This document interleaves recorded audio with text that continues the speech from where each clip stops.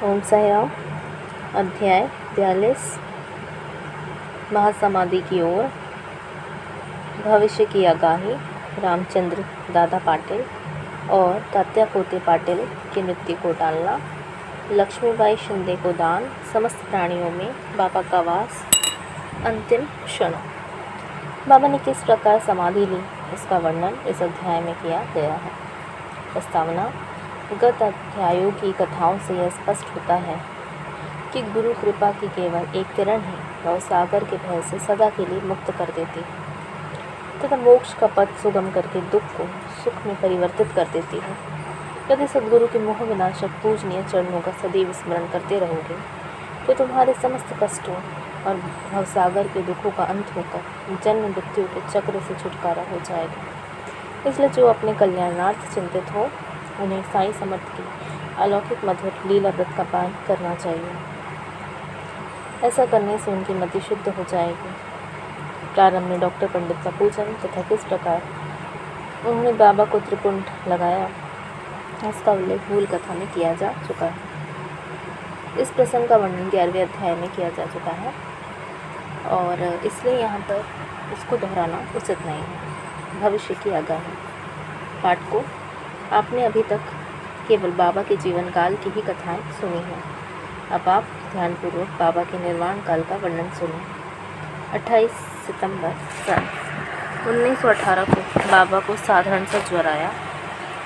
यह ज्वर 2-3 दिन तक रहा। इसके उपरांत ही बाबा ने भोजन करना बिल्कुल त्याग दिया। इससे उनका शरीर दिन प्रतिदिन क्षीण व दुर्बल होने लगा। 17 दिनों के पश्चात अर्थात 15 अक्टूबर सन 1918 को 2:30 पर उन्होंने अपना शरीर त्याग दिया। यह समय प्रोफेसर GGRK की तारीख 5/11/1918 के पत्र अनुसार है, जो उन्होंने दादा साहेब खारपड़े को लिखा था और साई लीला पत्रिका के पृष्ठ 7-8 प्रथम वर्ष में प्रकाशित हुआ था। इसके 2 वर्ष पूर्व ही बाबा ने अपने निर्वाण के दिन का संकेत कर दिया था, परंतु उस समय कोई भी समझ नहीं सका। घटना इस प्रकार है। विजयदशमी के दिन जब लोग संध्या के समय सीमा उल्लंघन से लौट रहे थे तो बाबा सहसा ही क्रोधित हो गए। सिर पर कपड़ा, कफनी और लंगोटी निकालकर उन्होंने इसके टुकड़े टुकड़े करके जलती हुई धूलि में फेंक दिए।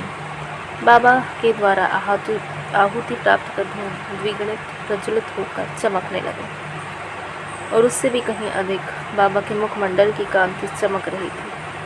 वे पूर्ण दिगंबर दिख खड़े थे और उनकी आंखें अंगारे के समान चमक रही थी। उन्होंने आवेश में आकर उच्च स्वर में कहा कि लोगों, यहाँ आओ। मुझे देखकर पूर्ण निश्चय कर लो कि मैं हिंदू हूँ या मुसलमान।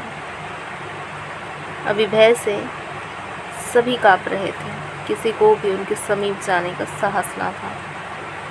कुछ समय के पश्चात उनके भक्त भागोजी शिंदे, जो महारोग से पीड़ित थे, साहस कर बाबा के समीप गए और किसी प्रकार उन्होंने उन्हें लंगोट बांध दिया और उनसे कहा कि बाबा, यह क्या बात है देव? आज दशहरा सीमा उल्लंघन का त्यौहार है। तब उन्होंने ज़मीन पर सटका पटकता हुआ कहा कि मेरा सीमा उल्लंघन है। लगभग 11 बजे तक भी उनका क्रोध शांत न हुआ और भक्तों को चावड़ी जुलूस निकलने में संदेह होने लगा। 1 घंटे के पश्चात वे अपनी सहज स्थिति में आ गए और सदा की भांति पोशाक पहनकर चावड़ी जुलूस में सम्मिलित हो गए। इसका वर्णन पूर्व किया जा चुका है। इस घटना द्वारा बाबा ने इंगित किया कि जीवन रेखा पार करने के लिए दशहरा उचित समय है, परंतु उस समय किसी को भी उसका असली अर्थ समझ न आया। बाबा ने और भी अन्य संकेत किए जो इस प्रकार है। रामचंद्र दादा पाटिल की मृत्यु को टालना। कुछ समय के पश्चात रामचंद्र पाटिल बहुत बीमार हो गए।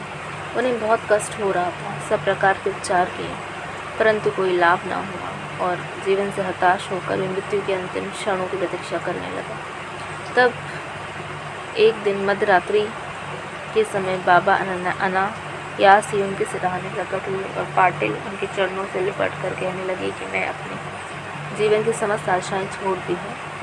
अब बाबा ने मुझे इतना तो निश्चित बतलाइए कि मेरे प्राण कब निकलेंगे।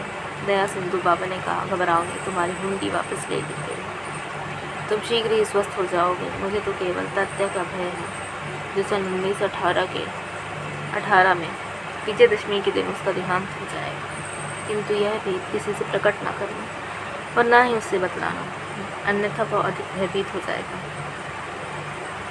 रामचंद्र पूर्ण स्वस्थ हो गए, परंतु वे तात्या के जीवन के निराश हुए। उन्हें ज्ञात था कि बाबा के शब्द कभी असत्य नहीं निकल सकते। 2 वर्ष पश्चात ही तात्या इस संसार से विदा हो जाएगा। उन्होंने यह भेद बालाशिम्पी के अतिरिक्त किसी से प्रकट न किया। केवल 2 ही व्यक्ति, रामचंद्र दादा और बालाशिम्पी, तात्या के जीवन के लिए चिंताग्रस्त और दुखी थे। रामचंद्र ने शैया त्याग दी और वे चलने फिरने लगे। समय तेजी से व्यतीत होने लगा। शके 1840 का भाद्रपत्र समाप्त होकर आश्विन मास प्रारंभ होने वाला ही था। बाबा के वचन पूर्णतः सत्य निकले। तात्या बीमार पड़ गए। उन्होंने चारपाई पकड़ ली। उनकी स्थिति इतनी गंभीर हो गई कि अब वे बाबा के दर्शन को भी जाने में असमर्थ हो गए।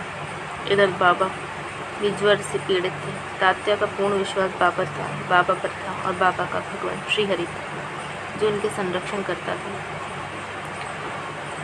तात्या की स्थिति अब और भी अधिक चिंताजनक हो गई। वह हिलडुल भी न सकता था और सदैव बाबा का ही स्मरण किया करता था। इधर बाबा की भी स्थिति उत्तरोत्तर गंभीर होने लगी।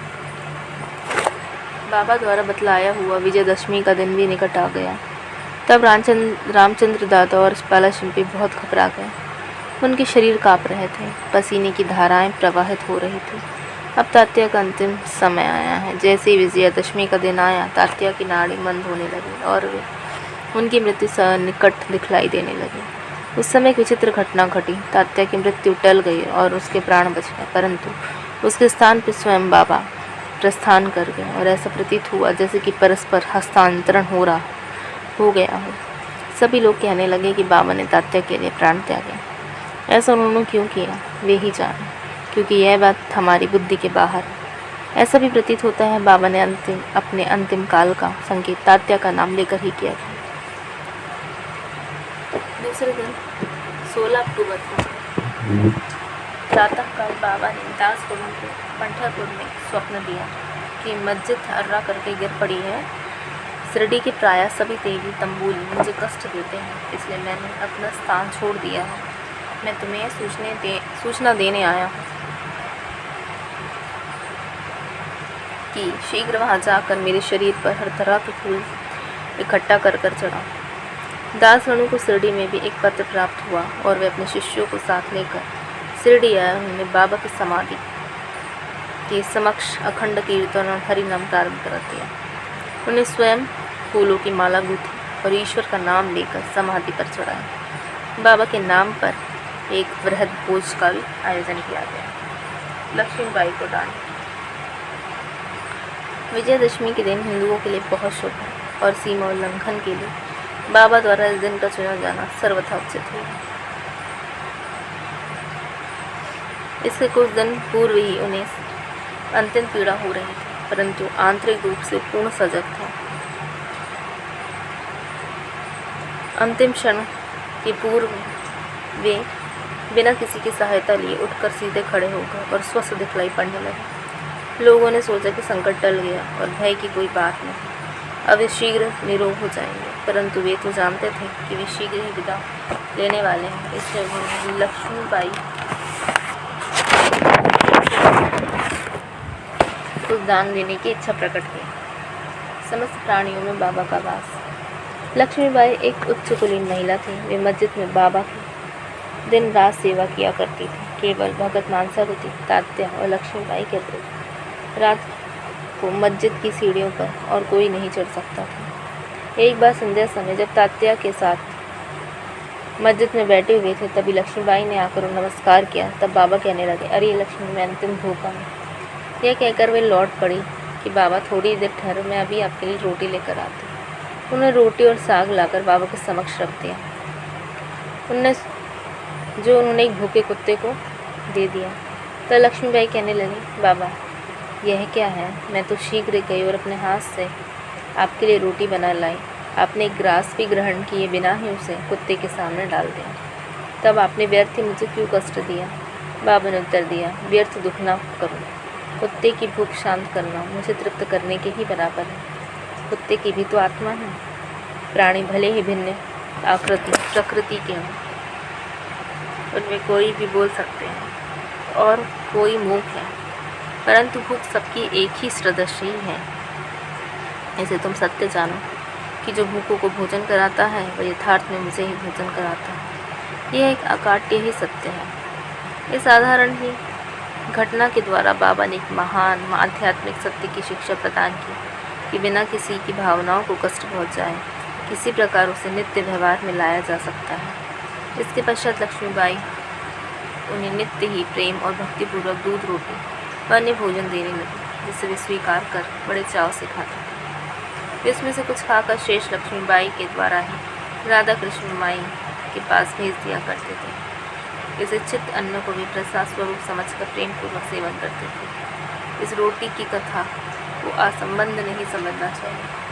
इससे सिद्ध होता है कि सभी प्राणियों में बाबा का वास है, जो सर्वव्यापी, जन्म मृत्यु से परे और अमर है। बाबा ने लक्ष्मीबाई की सेवाओं को सदैव स्मरण रखा और बाबा उनको भूला भी कैसे सकते थे। देह त्याग के बिल्कुल पूर्व बाबा ने अपनी जेब में हाथ डाला।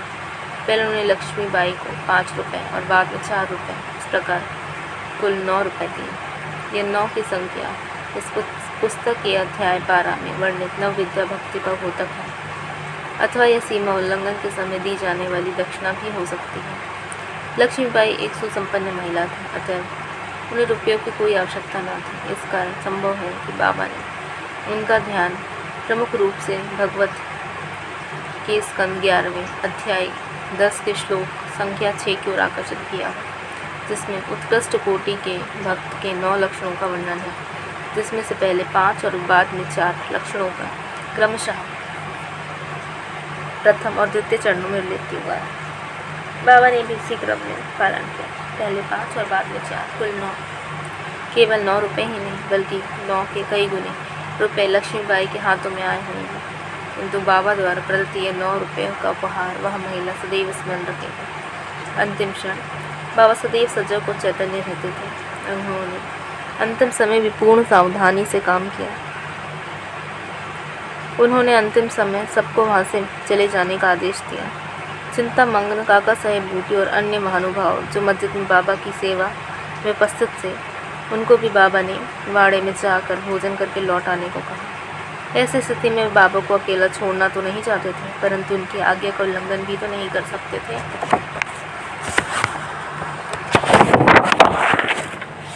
इसलिए इच्छा न होते हुए भी उदास और दुखी हृदय से वे उन्हें वाड़े को जाना पड़ा। उन्हें विदित था कि बाबा की स्थिति अत्यंत चिंताजनक और इस प्रकार उन्हें अकेले छोड़ना उचित नहीं है। वे भोजन करने के लिए बैठे, परंतु उनके मन कहीं और बाबा के साथ थे। अभी भोजन समाप्त भी न हुआ था, बाबा की नश्वर शरीर त्यागने का समाचार उनके पास पहुंचा और वे अधपेट ही भोजन थाली में छोड़कर मस्जिद की ओर दौड़े और भागे जाकर देखा कि बाबा सदा के लिए बायाजी आपा पोते की गोद में अंतिम विश्राम कर रहे हैं। ना वे नीचे लुढ़के और ना ही शैया पर अपने ही आसन पर शांतिपूर्वक बैठे हुए अपने हाथों से दान देते हुए उन्होंने यह मानव शरीर त्याग दिया। संत स्वयं ही देह धारण करते और कोई निश्चित ध्येय लेकर संसार में प्रकट होते हैं, और जब ध्येय पूर्ण हो जाता है तो जिस सरलता और आकस्मिकता के साथ प्रकट होते हैं उसी प्रकार लुप्त भी हो जाया करते हैं। श्री सद्गुरु साईनाथार्पणमस्तु। शुभम भवतु। अध्याय 42 समाप्त। ओम साई राम। जय साई राम।